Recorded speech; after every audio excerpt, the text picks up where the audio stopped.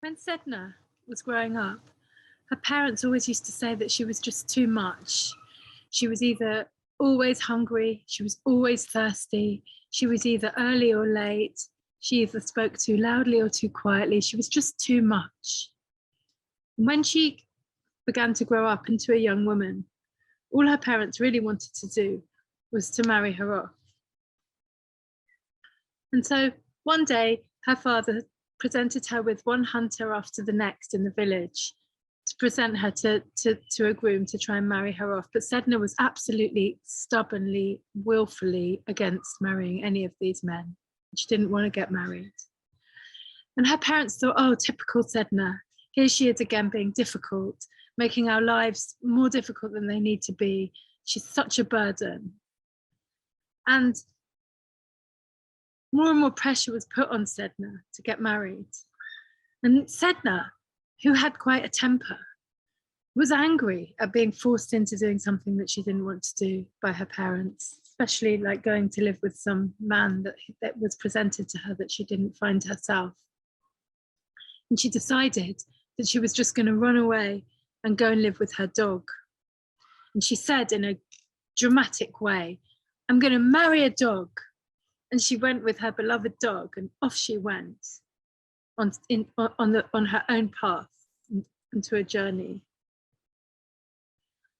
And her parents were really furious, and everyone said, typical Sedna, doing the wrong thing, like making everyone's life difficult. But Sedna loved her dog. And her dog was a loyal companion. And perhaps that's a clue why she chose a dog, that she just wanted a loyal companion to be with her on her journey rather than being married off to one of these hunters. Anyway, as she was walking with her dog, she came across a man, a sort of hooded man, creature. She didn't really know whether it was a man or a creature. And straight away, she just had this feeling like, this is the man this is the person or the creature that I need to follow. And fell in love with him in such a way that she felt a magnetic force towards him, and off she went, a dog by her side, together with this creature. And when they reached the end of the cliff, the creature took off his mask. He had a kind of mask veil thing, and revealed himself actually as a raven. He was like a bird god, a creature that was part human and part bird, or in some versions of this Inuit myth, all raven. And Sedna was like shocked, but also excited. And she found herself on a cliff's edge, surrounded by birds and this raven god for whom she had given her life and followed. Anyway, news traveled over the sea back to the village that Sedna had been taken by this bird god. Who knows how the news traveled, but someone had seen it. And back in the village, the father was like, I've got to rescue Sedna. And it was again the same thing of, oh my God, look, she's got us into this trouble again. I've got to go and rescue her. She's stranded with some kind of evil bird creature. And so the father set off in his boat across the sea to rescue Sedna. But Sedna, in some versions, hadn't asked to be rescued. She was getting used to her new situation that she had chosen. Yes, she had a surprise that she was with this raven creature. But no, she was not sending messages to get rescued. However, across the sea, the father came to rescue his daughter. And when he saw her, he was like, Sedna, how could you have gone off firstly with a dog and then ended up like stranded, taken by this evil bird creature? And Sedna was like, I don't think he's evil.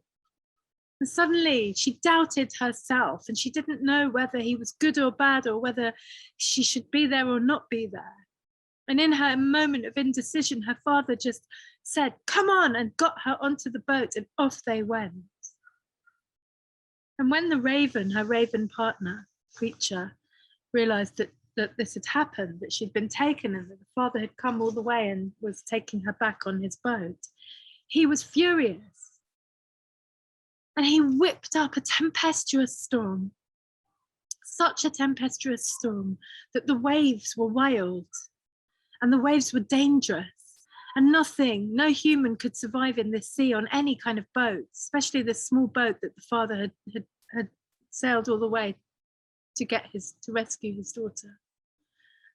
And again, Sedna's father shook his fist up to the skies and said, this daughter of mine, she's just endless trouble. All she does is get me into trouble, one thing after the other. And here I am, I've crossed the seas to try and rescue her from her bad decision of being with this evil bird god who has now wreaked havoc on the sea, and now we're going to die at the sea because of Sedna. This storm is your fault, he said to his daughter, who was confused and upset and scared.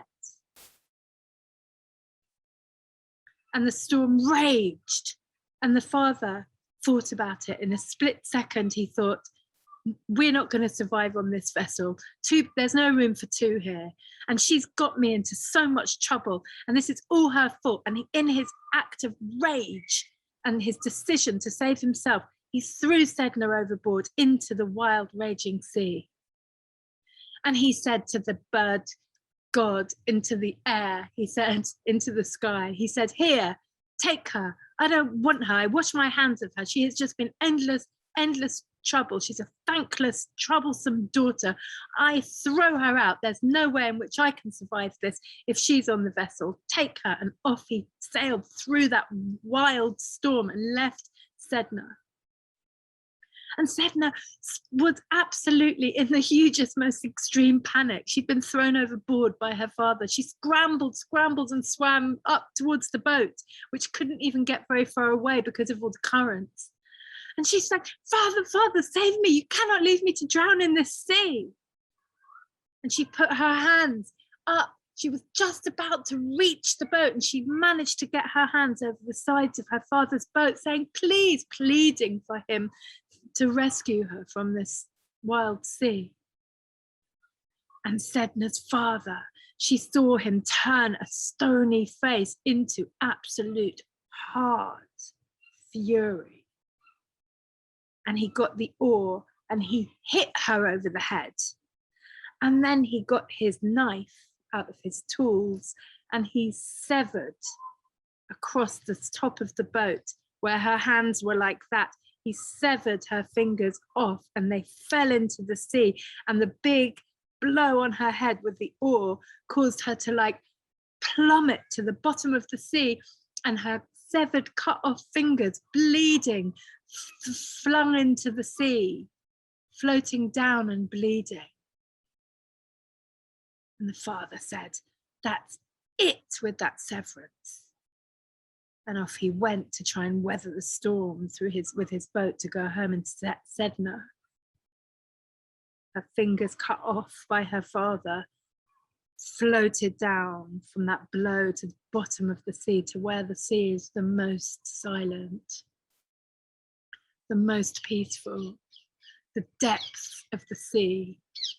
And she looked around her and she saw her severed fingers, and she felt the pain of the salt in the sea of her wounds. And she felt the salt of the sea clean her wounds. And she felt her body changing in extreme pain from the blow to her head, from the severance of her fingers, and the salt which cleansed but stung her wounds. And gradually, as she descended to the bottom of the sea, she started to develop a tail. She started to develop fins. She became the sea goddess. She didn't know she was a sea goddess. She just knew that something was metamorphosizing after that pain, after the severance, after her hands had been cut away from the boat. And as she had descended down into the depths, she felt the pain. And then as she felt the pain, her body started to change like a caterpillar into a butterfly, from a young woman into a sea creature. And as she looked around her, her fingers, her severed fingers, started to turn into seals, beautiful seals, different species of seals, whales, dolphins, walruses, and these huge, big sea creatures swimming with her. And this was her new domain. And this was the beautiful underworld of the sea was her domain.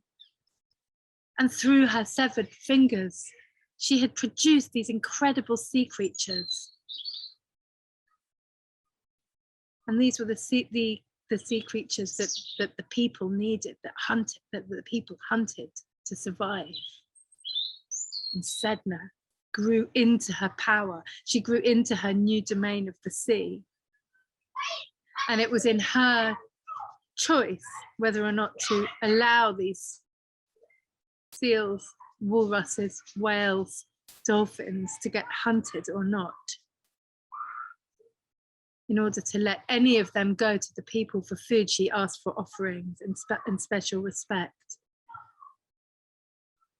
And Sedna lived a completely new life in a new form, in a new element. And that's the end of the story of Sedna. So it kind of has a happy ending, sort of, in that she has a new body and a new life, and she creates. It's a creation myth, isn't it, really? Because the severed fingers create these live new creatures.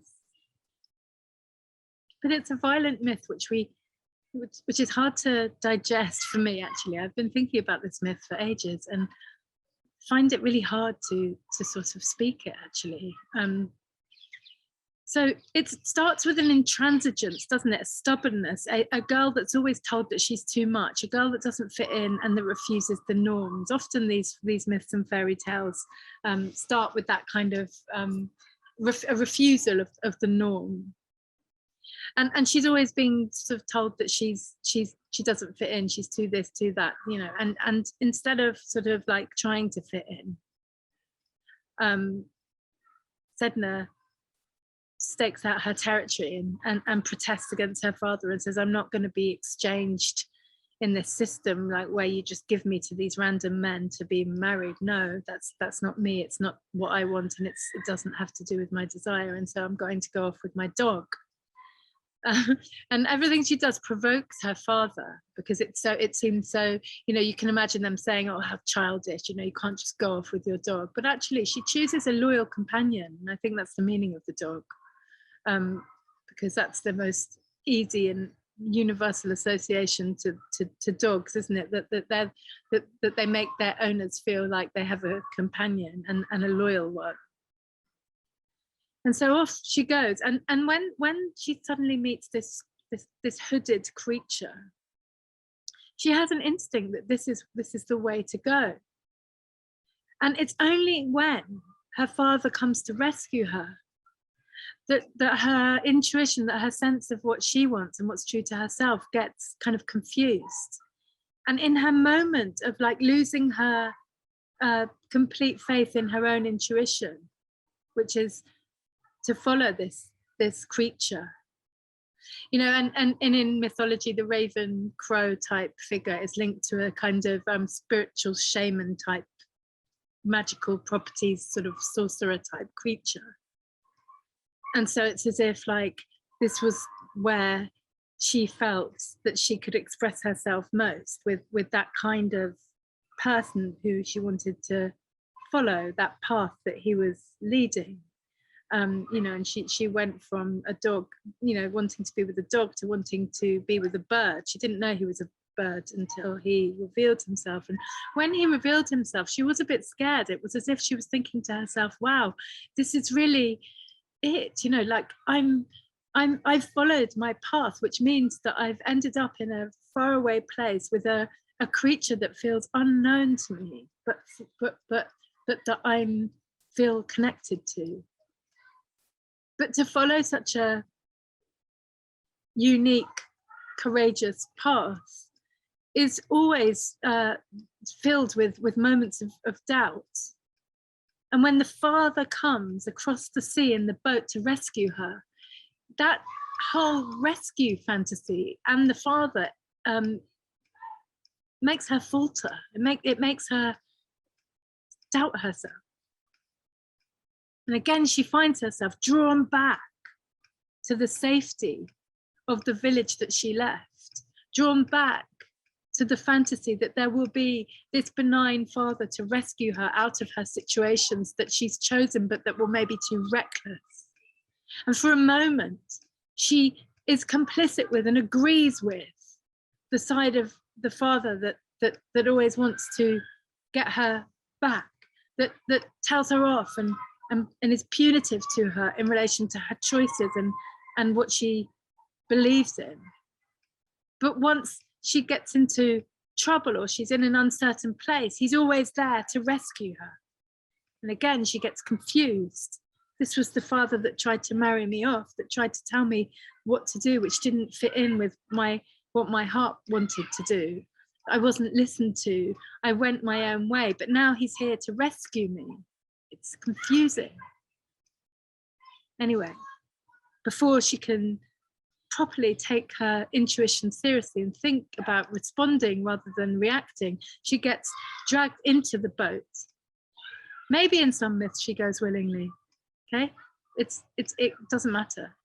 In a way, they're sort of, well, it does matter a bit, but the fact is she gets back onto the boat. Maybe it's because she's scared. Maybe it's because like she sees her father and he represents like the known, you know, and on a really atavistic, ancient, primitive level of her psyche, that means safety. And that's all she can feel in this moment of uncertainty. And so she goes with him. Now, when this big storm is whipped up, of course, Sedna finds herself the one that's blamed for it. And the anger of her father is, this is your fault. You have brought this storm on. It's because of you. It's because of everything that you have done. You've brought a storm on this world, this family, this situation. And when he decides to make that decision of throwing her off the boat, the whole structure of everything opens up and we can see the truth. And Sedna can see the truth. This rescuer father, in the end, is going to save himself. And this rescuer father, in the end, when under threat, is going to blame her and throw her off the side of the boat into the sea to save himself. She can't believe that. She doesn't believe that could possibly be true. He must have just done that in a reckless moment. And she comes back and begs him. And then she gets the biggest wake-up call you could ever get, which is to be smashed on the head with an oar by the father, knocked out, and then the fingers severed. What clearer message could there be of absolute severance, a complete cut, a brutal cut, and a blow to the head? It's like in this. It's the most extreme form of boundary or cut or ending. It's an ending. It's saying this is an end to this, Sedna. That's it, gone forever.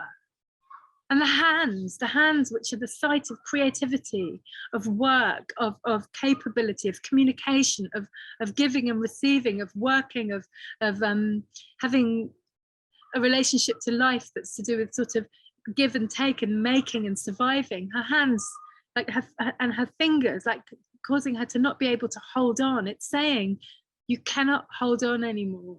She can't hold on with no fingers. So for me, this myth is like, that moment of brutality is just so extraordinary that he does that. But what he's doing is actually really, you can see it in a positive light. The father's saying no. The myth is saying no to the father too, and the daughter. The myth is saying no more rescue fantasies, no more rescuing, and no more being rescued. No more, I'm coming across the sea and saving you. Look what terrible trouble you get into. I'll always come and get you. Not that form of control, no. And not the victim, I need to be saved, I need to be rescued. Putting your hands back onto the boat that you have yourself. I mean, she didn't jump off the boat, her dad threw her off the boat, but she left the village. She said no to a whole way of life. but in a moment of weakness, in a moment of fear, in a moment of uncertainty, in a moment of being at the mercy of the huge waves, thinking that she was going to drown, it kicked back into activity, that fantasy of my father is going to rescue me. But she gets a rude awakening. No, he's not going to rescue her. He's going to sever her, you know, and the bloody wound of the fingers dropping off, and then of course the myth turns after this act of extreme violence of the father to the daughter, not just abandonment, not just betrayal, but like a bloody violent severance of the hands of his daughter and the blow of her head. But when the new creatures are birthed out of her hands, it's like, I mean, it reminds me a bit of the birth of Venus, when Uranus, is the sky god, is penetrating Gaia and Mother Earth, and she doesn't want him to do that anymore, and she asks her son to castrate him to get him off her, and Kronos, Saturn, who's Gaia's son, does that and castrates Uranus, the sky god, and then throws the genitals into the water, into the sea, and out, then they bubble up in an alchemical way. I've done a video about this before, but just it reminds me of Sedna's fingers, that the genitals of Uranus end up being the sort of stuff that sort of cross-fertilizes in the sea with some other mixture and alchemically creates Venus.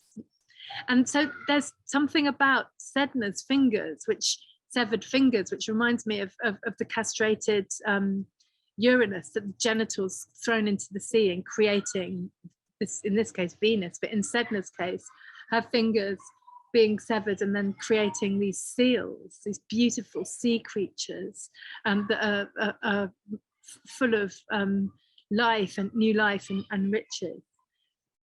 It's about trying to give up the fantasy of rescuer and rescued. It's about essentially, I mean, I'm going to say growing up because it's a father-daughter myth, but it's not so much really just about that, because that would seem a sort of much too human and developmental way of looking at that.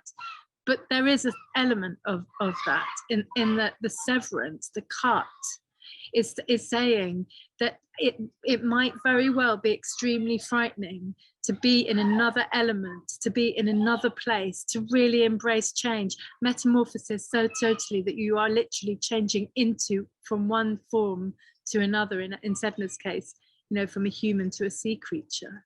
You know, the pain of transformation feels like your fingers have been chopped off. The pain of absolute like cut and then wound. But that pain, of that severance, you know, the myth is saying it's creative. It allows you to become something else, and not to say, please help me, it's too scary, and go back onto the boat. It's a regressive thing that she does. Totally understandable. Anyone would, if you were like stranded in the sea and your father had done that, of course you would naturally go back. But it's just that image of the hands going up over the rim of the boat. It's just so poignant. And then the severance couldn't be clearer. And out of that severance comes a whole nother world. She becomes sovereign over her own new domain.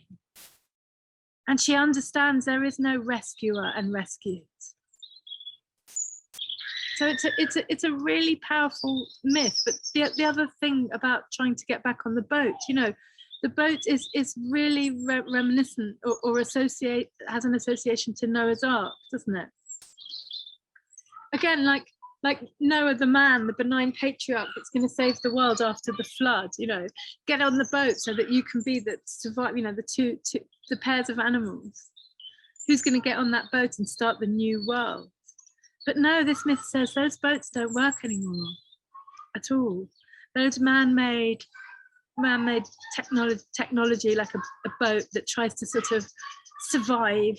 It's a vessel of safety and survival, isn't it? Noah's Ark, the boat of Sedna's father.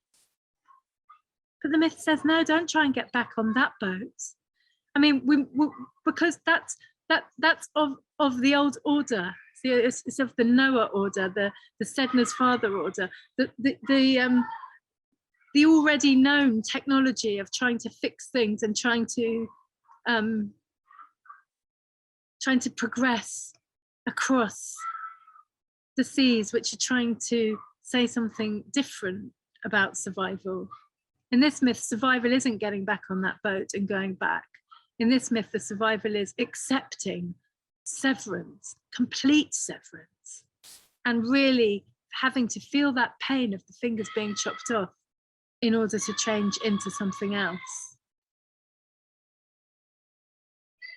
So, and also, you know, like, you wonder what happened to Sedna's father after he threw her out of the boat and finally got rid of his troublesome daughter. But that's that raven, you know, that raven god created a very angry storm. So one wonders whether the father survived in his boat.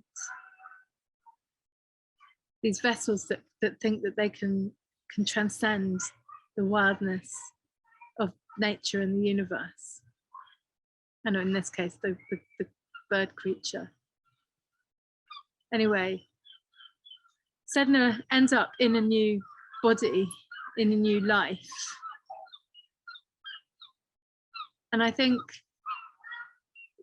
the myth is powerful, extremely so, not just because of the violence of the severance that happens in that myth, but also because she ends up not with any of the people who are trying to be with her, or she was trying to be with. She doesn't end up going back to her father, even though she tried to. She doesn't end up with the raven, who's just angry and concocting these big storms. And obviously, like, if he's going to make a storm so strong, that storm could kill her. So no one's cared about her really. The father throws her off the boat, and the raven partner, god, creature, crow creature, whips up a storm so extreme that easily risks her death. Sedna doesn't end up going from one to the other as a possession or a partner even. She changes into a different form and makes her own space in her own element, which is water. She doesn't try and get onto she does try and get onto the Noah's Ark, but it won't have her. And that's the blessing in disguise. But there's no going back. There's no holding on. The myth is saying, just don't try and hold on to the old things that you tried to get away from. Don't try and hold on, even though the myth is compassionate in that it shows that, of course, anyone would. And then the myth is brutal by saying, yeah, but no. And it's in that no, in that boundary, in that cut, in that severance, that we get released from this atavistic longing and desire to always, by default, to hold on to the things which seem familiar and to hold on to the rescue fantasy, rescuing or being rescued. The myth says no, and puts us into a whole nother element, into that quiet, deep, dark, beautiful place of the sea, with the fingers sprouting beautifully into those swimming creatures. And the myth just says, let go. And as she lets go, well, she's forced to let go. She has to relax into that water, into that oneness of that huge sea. She doesn't think of being lost at sea or trying to be rescued or saved. She just lets go.